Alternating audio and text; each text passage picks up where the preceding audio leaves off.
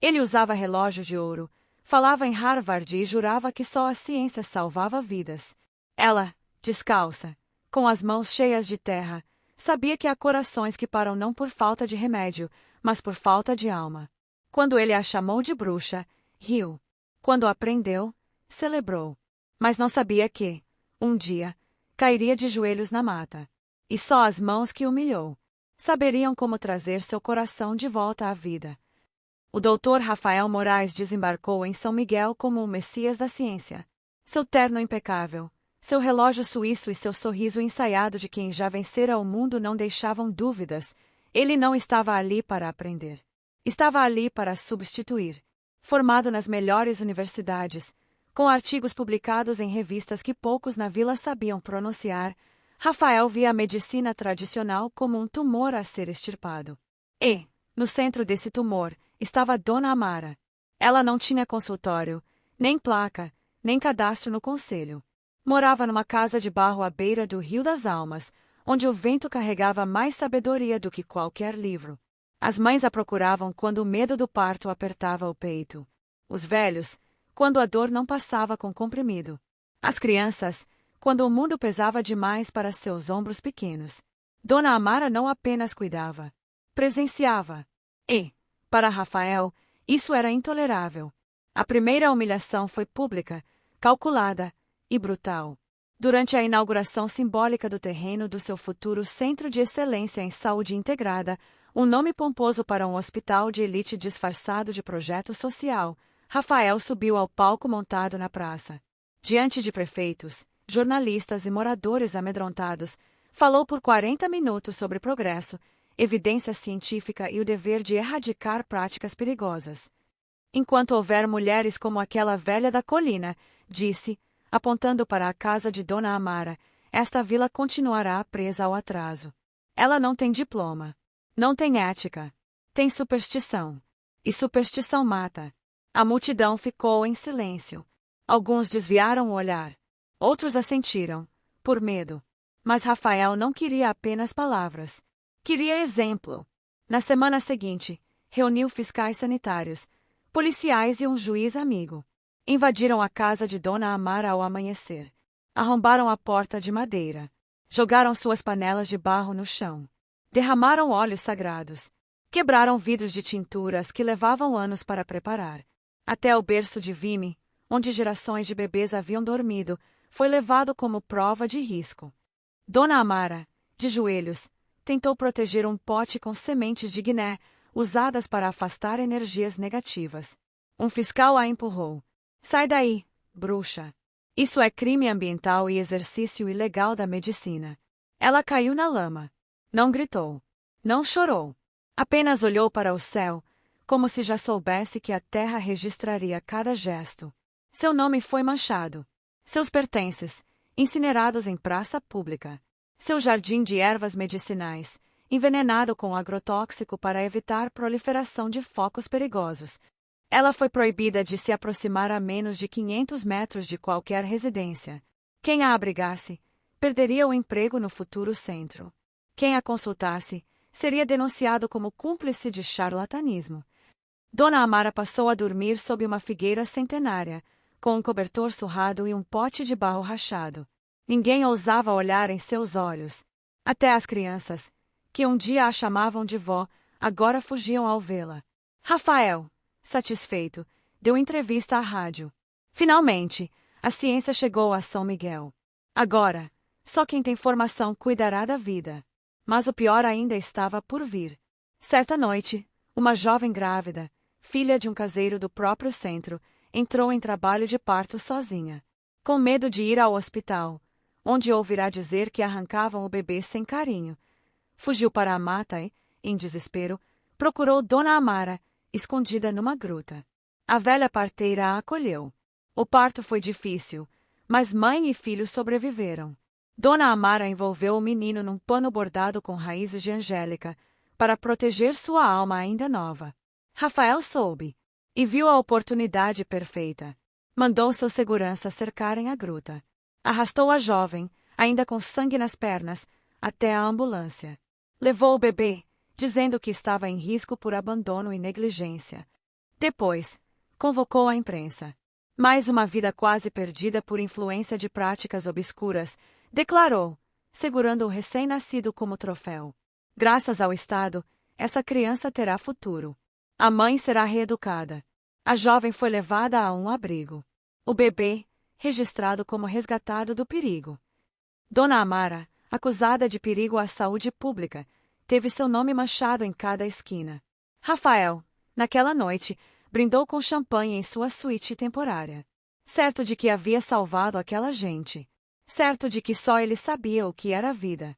Ele não sabia que, semanas depois, seu próprio coração pararia, no meio de uma floresta onde ninguém o ouviria gritar. E que, naquele silêncio absoluto, só as mãos que ele chamou de sujas saberiam como trazê-lo de volta.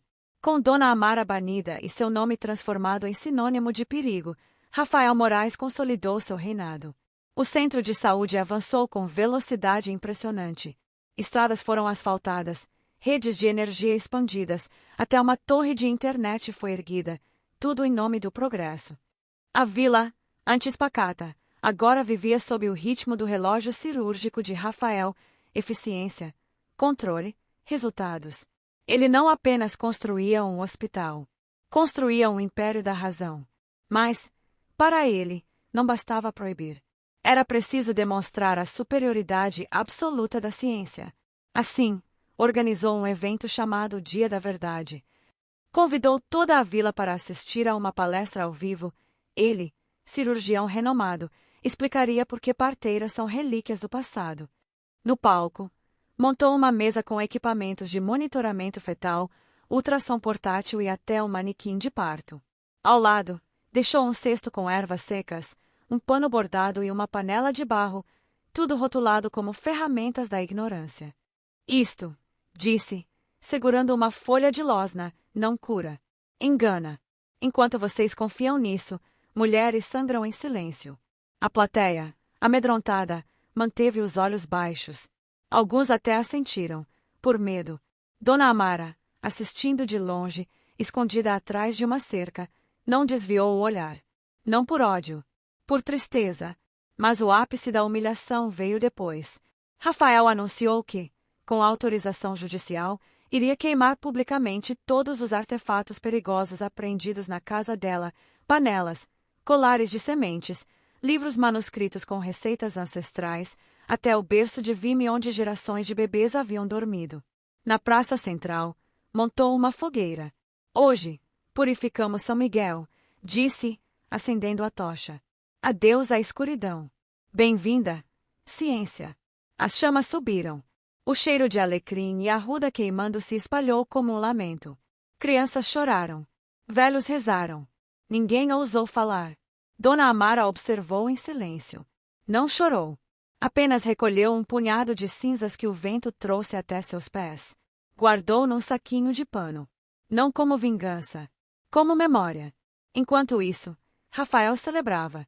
Sua esposa, Helena, também médica, elogiava sua coragem. Seus investidores aumentavam o capital. Até o governador mandou uma carta de apreço. Mas, no fundo, algo o incomodava.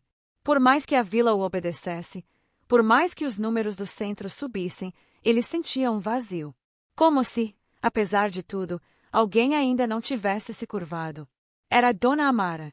Não por resistência, mas por presença. Ela continuava lá, na mata, na beira do rio, nos sonhos das mães que ainda sussurravam seu nome à noite. Rafael decidiu que aquilo era inadmissível. Planejou um teste final. Forçaria uma grávida a escolher, hospital ou parteira. Se escolhesse a segunda, ele a denunciaria como incapaz. Mas, na véspera do teste, teve que viajar. Uma emergência. Um paciente VIP o chamou para uma cirurgia em São Paulo. Se esta história está tocando algo dentro de você, não deixe que esse sentimento se perca.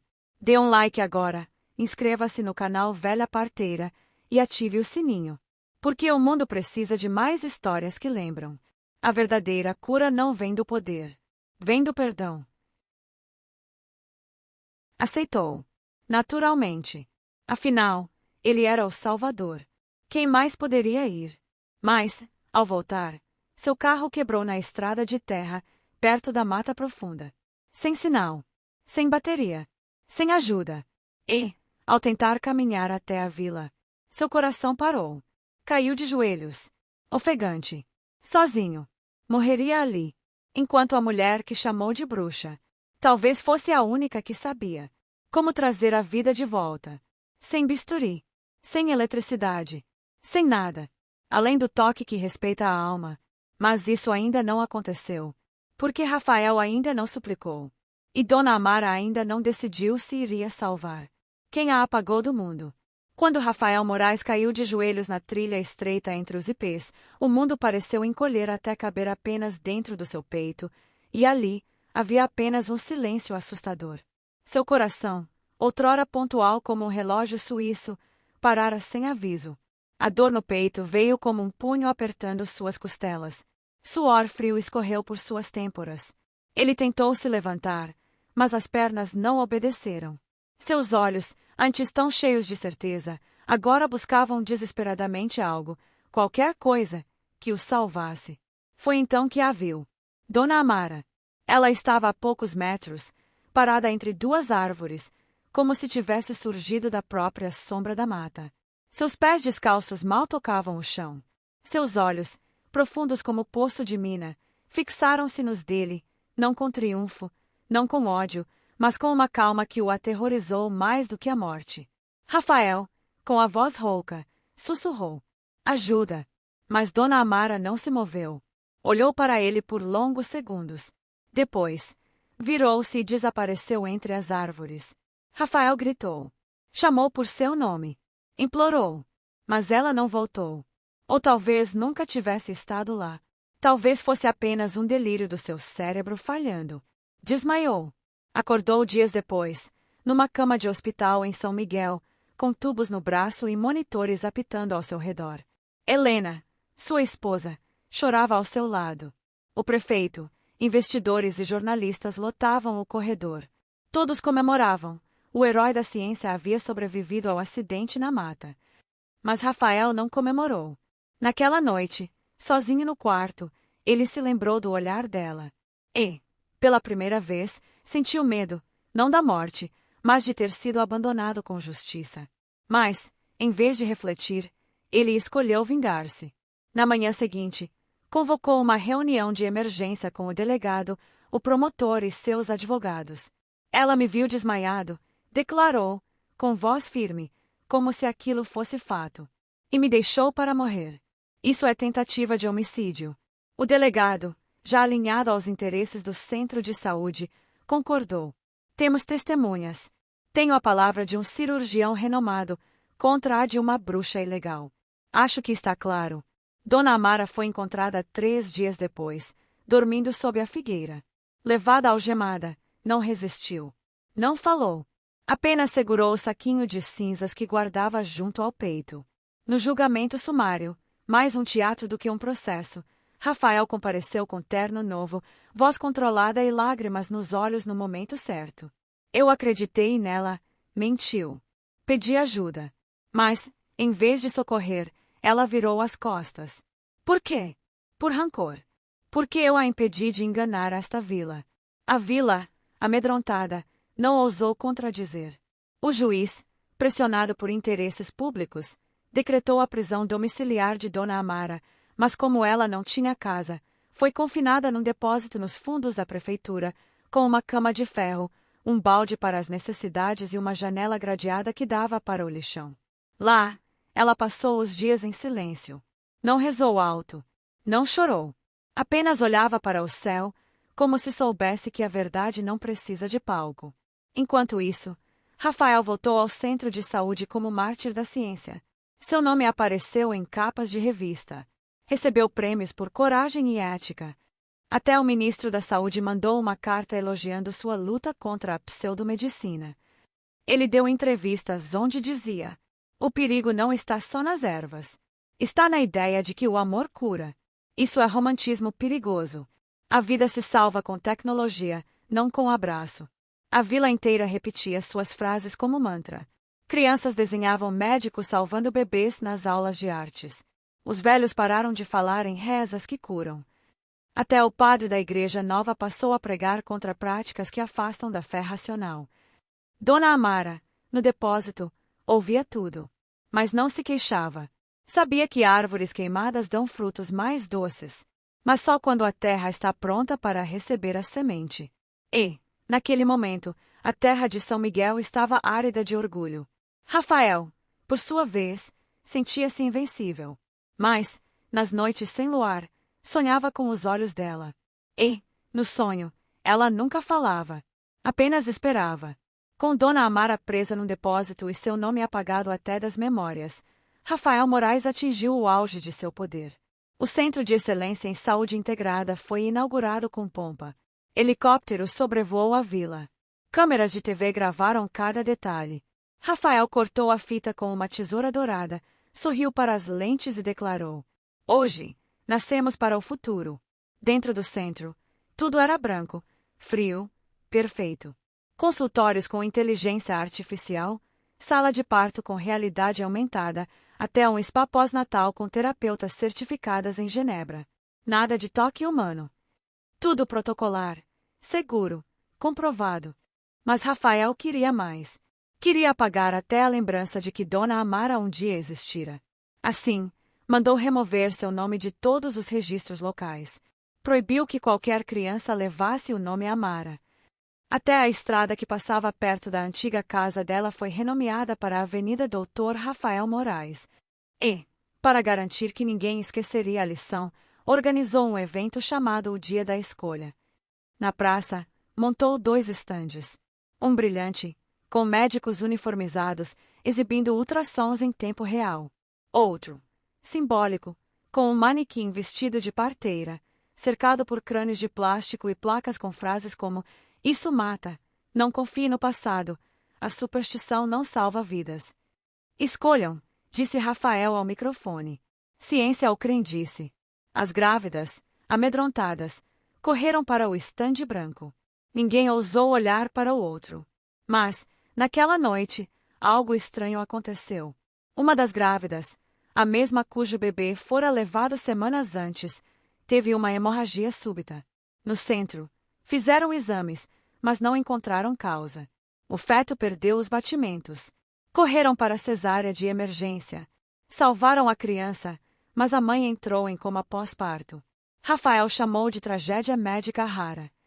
Mas os boatos começaram a circular. Ela chorou por Dona Amara antes de desmaiar. Disse que sentia o bebê se afastando dela. Falou que o centro cheirava a morte. Rafael, furioso, reuniu a equipe. "Isso é psicossomático. Nada mais.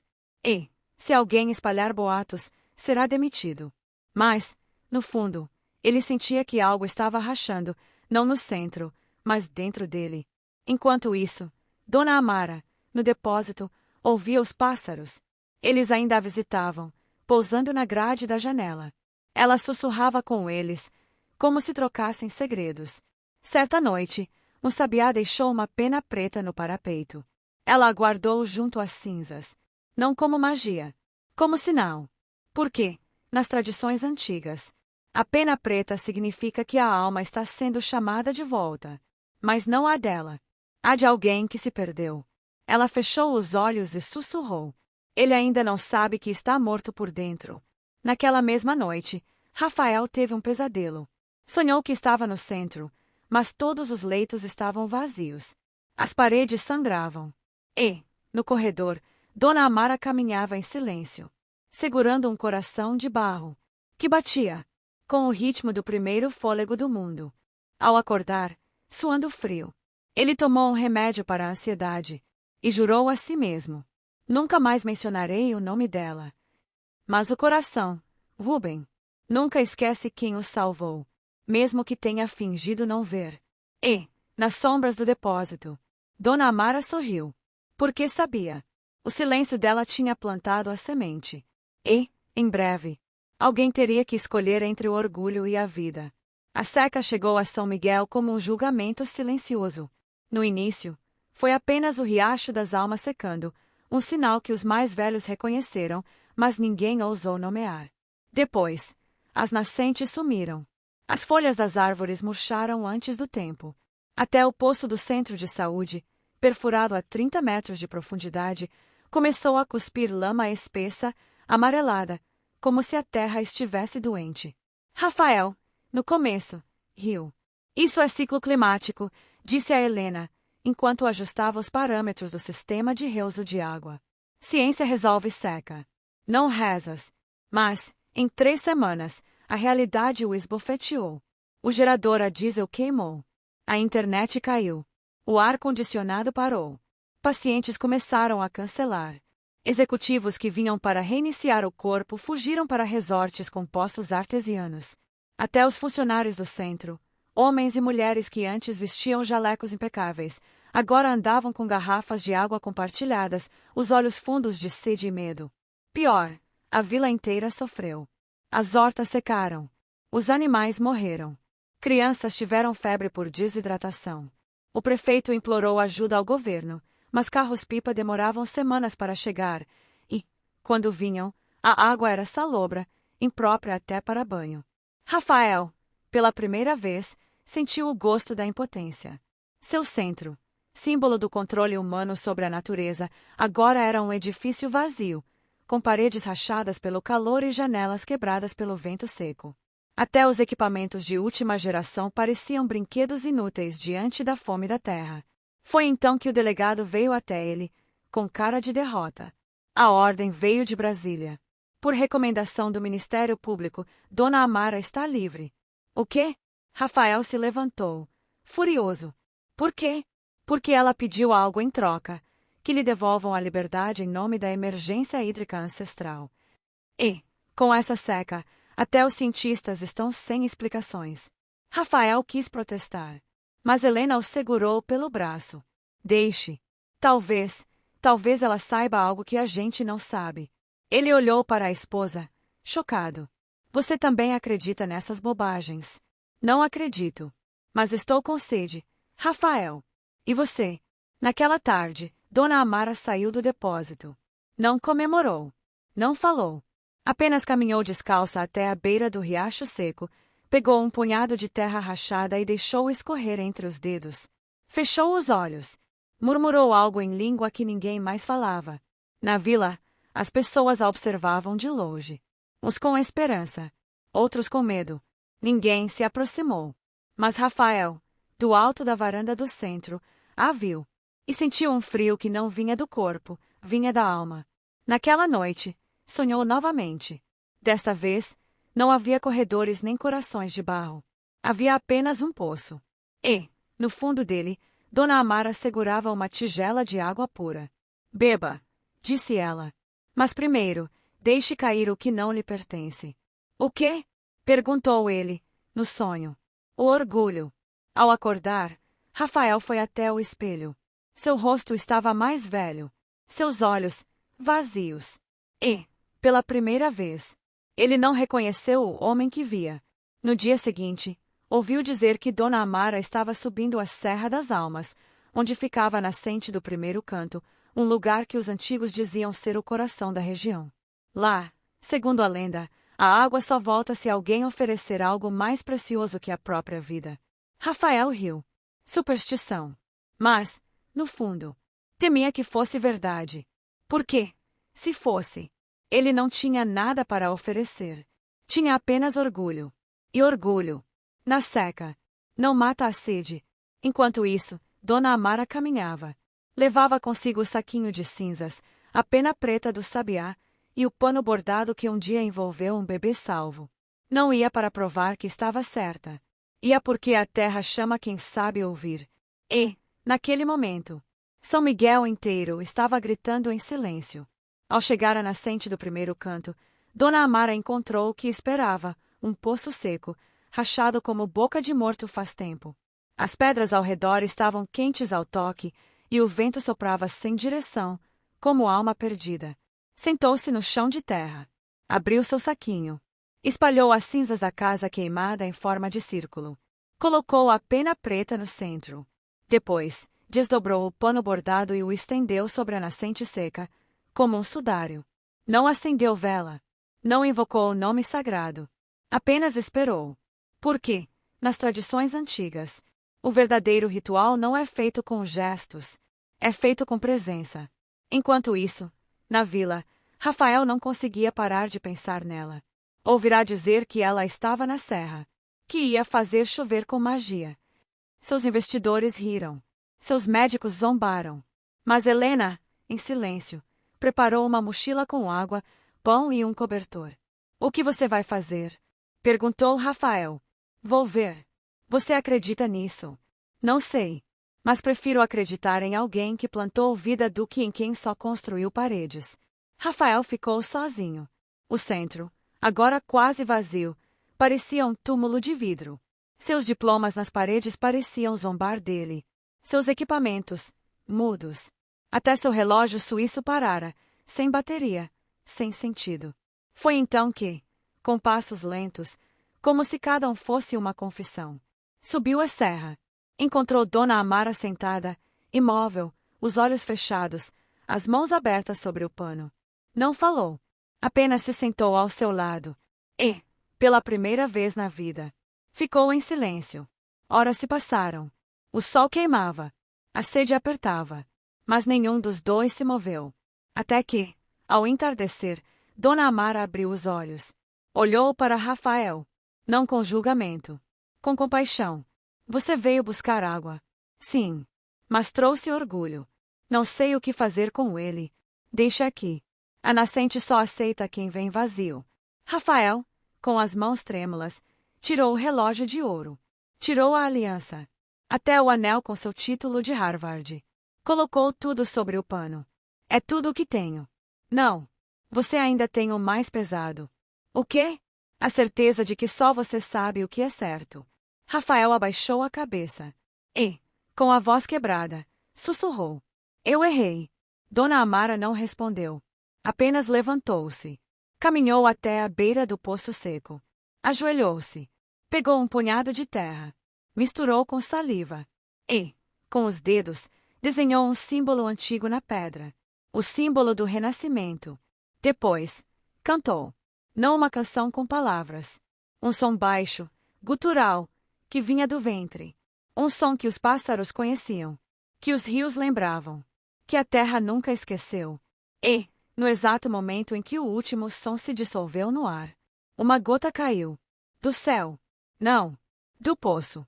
Água clara, fresca, pura, subindo devagar, como lágrima de mãe que reencontra o filho.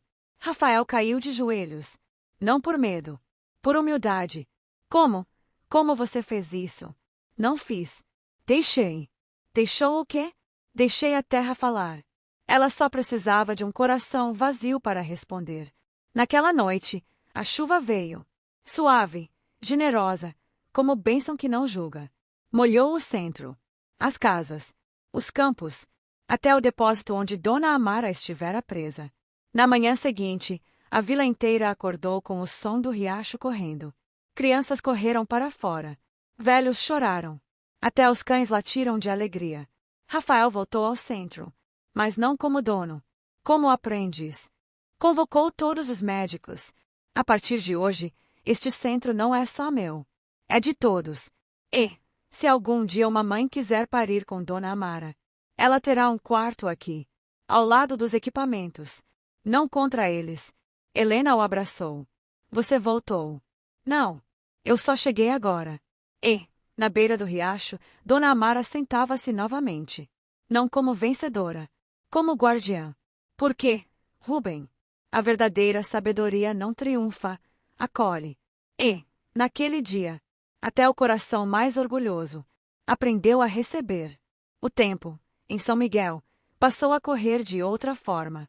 Não mais ao ritmo dos relógios suíços ou dos monitores cardíacos, mas ao compasso do riacho que voltará a correr, dos pássaros que retornaram às mangueiras e das crianças que, novamente, brincavam descalças na terra molhada. O centro de saúde ainda existia, mas já não era um monumento ao controle humano. Tornará-se um espaço de escuta. As paredes brancas ganharam quadros com bordados de raízes, desenhos de ervas medicinais feitos pelas mãos de Dona Amara e uma placa simples, escrita à mão por Rafael. Aqui, respeitamos todos os caminhos que levam à vida. E foi nesse novo tempo que Helena descobriu estar grávida.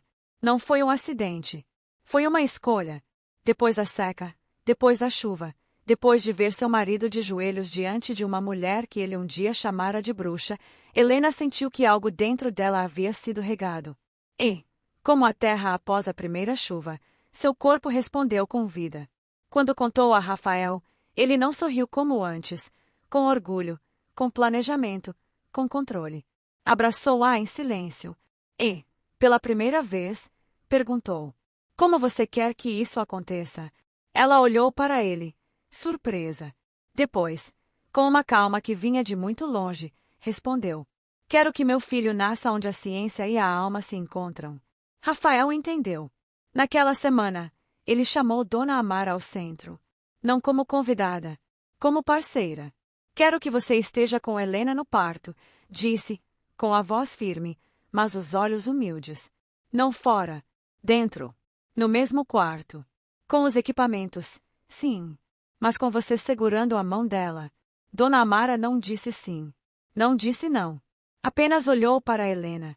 Você confia em mim? Mais do que em qualquer máquina, respondeu Helena. Foi o suficiente. Nos meses seguintes, algo extraordinário aconteceu.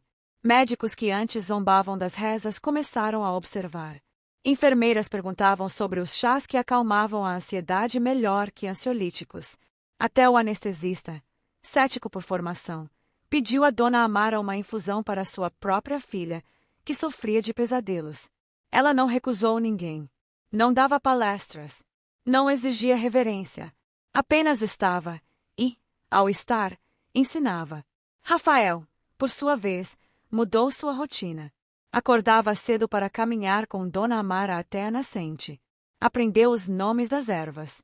Aprendeu que o alecrim não era só aromático, era protetor da memória. Que a losna não era tóxica, era limpadora de energias pesadas. Isso não está nos livros, dizia ele, espantado. Porque os livros só registram o que foi medido, respondia ela. Mas a alma não se mede. Sente-se. Enquanto isso, Helena preparava o berço. Não com tecidos importados, mas com um pano bordado por Dona Amara, o mesmo que um dia envolveu o bebê da jovem resgatado da gruta. Este pano já salvou uma vida, disse Dona Amara, entregando-o. Agora, guardará outra. Helena beijou o tecido. E, naquela noite, sonhou com um menino de olhos escuros, sorrindo sob a figueira onde Dona Amara dormira exilada. Ao acordar, soube. Seu filho já conhecia o caminho de volta. Mas o verdadeiro teste viria no parto. Porque, mesmo com toda a boa vontade, o mundo ainda tem medo do que não entende. E, na véspera do nascimento, um antigo investidor de Rafael chegou à vila. Isso é uma piada, disse, ao ver o quadro de ervas na sala de parto. Você vai deixar uma bruxa tocar no seu herdeiro. Rafael, que um ano antes teria concordado, olhou para o homem com uma paz que surpreendeu até a si mesmo. Ela não é bruxa. É parteira. E, se você não respeita isso, talvez não devesse estar aqui. O investidor saiu furioso. Mas Rafael não se abalou. Por quê? Pela primeira vez, sabia que estava certo. Não por diploma, mas por coração. O parto chegou em uma madrugada de lua cheia, quando o riacho cantava mais alto e os sabiás pousaram em silêncio nos galhos da figueira. Helena entrou em trabalho de parto com calma, como se seu corpo já soubesse o caminho. Não houve pânico.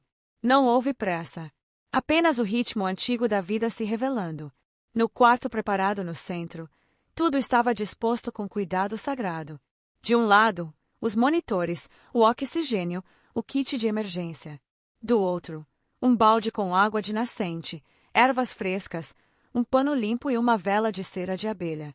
Rafael, de jaleco, estava presente, mas não como cirurgião. Como marido.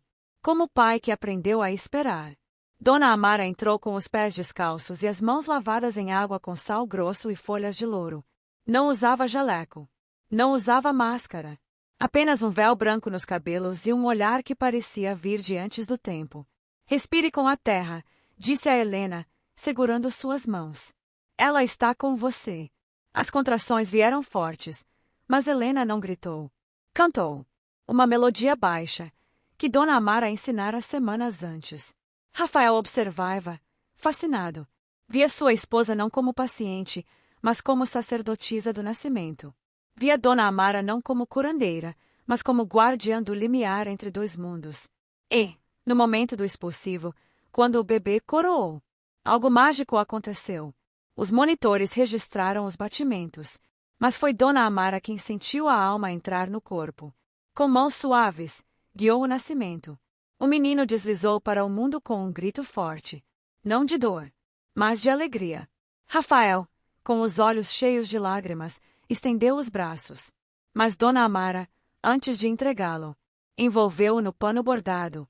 Sussurrou em língua antiga: "Bem-vindo, filho da terra e do céu." Só então o entregou a Rafael. O cirurgião segurou o filho, pela primeira vez na vida. Não soube o que dizer. Apenas chorou. "Obrigado", disse, olhando para Dona Amara, "por me ensinar que ciência sem alma é só máquina." Ela apenas acenou com a cabeça. "Agora, cuide dele com os dois, com a mente e com o coração." Helena, exausta mas radiante, estendeu os braços. "Venha, meu amor."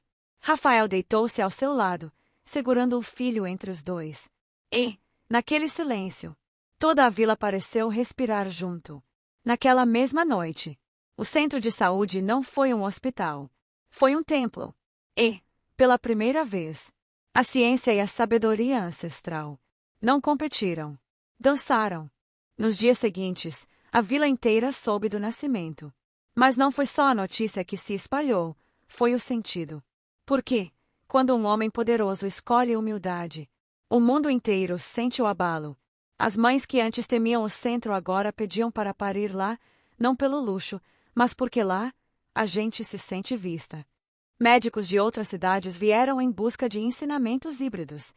Até o antigo prefeito, que assinará a ordem de prisão contra Dona Amara, apareceu na porta do centro com um cesto de ovos e os olhos cheios de vergonha. "Posso ajudar em algo?" perguntou, sem levantar o rosto. Dona Amara aceitou os ovos. "Comece plantando uma árvore." Ele plantou. Enquanto isso, Rafael transformou o centro.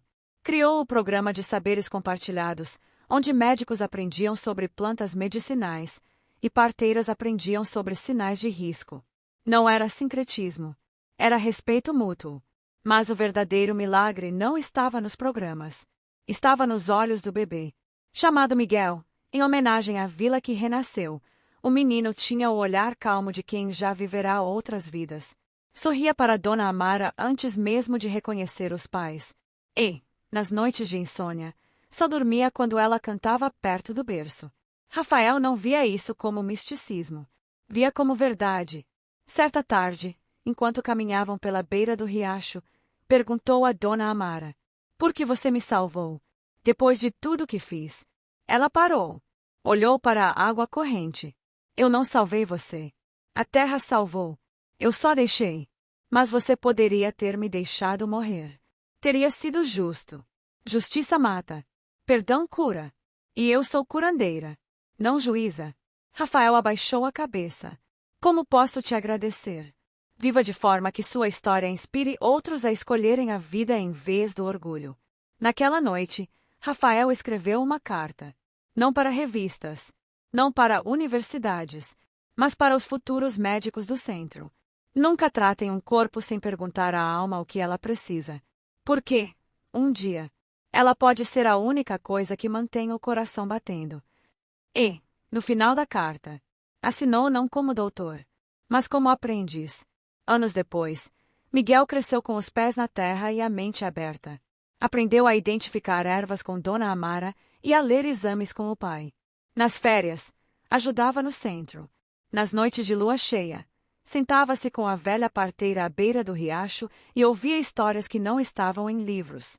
Dona Amara, agora com os cabelos inteiramente brancos e as mãos mais frágeis, sabia que seu tempo na terra se esgotava. Mas não temia. Certa manhã, chamou Rafael e Helena. "Minha missão aqui está cumprida." "Para onde você vai?" perguntou Helena, com os olhos marejados. "Para onde todas as sementes vão depois de florescer. De volta à terra." Naquela noite, ela deitou-se sob a figueira centenária, a mesma onde dormira exilada, e fechou os olhos. Não houve dor. Não houve lamento. Apenas um suspiro suave, como se estivesse entregando o fôlego, de volta à vida que um dia a emprestou. Na manhã seguinte, a vila inteira acordou em silêncio. As flores no jardim dela estavam abertas, apesar do inverno. Rafael foi até lá. Ajoelhou-se. Colocou o relógio de ouro, agora rachado, sem funcionar, aos pés da figueira. Descanse, mestra. Seu ensinamento vive. Hoje, o centro de saúde tem um novo nome: Casa da Parteira e da Ciência.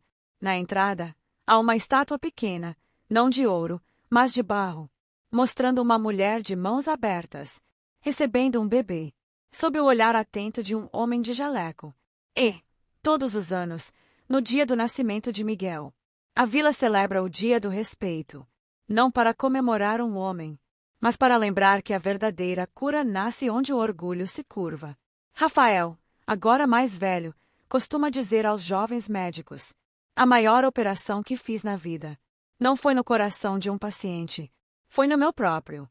E quem a realizou não usava bisturi, usava silêncio, perdão e sabedoria. E, em noites de lua cheia, quem passa perto do riacho das almas ainda ouve, não um grito, mas um canto suave, como o de uma velha parteira, ensinando o mundo a nascer de novo.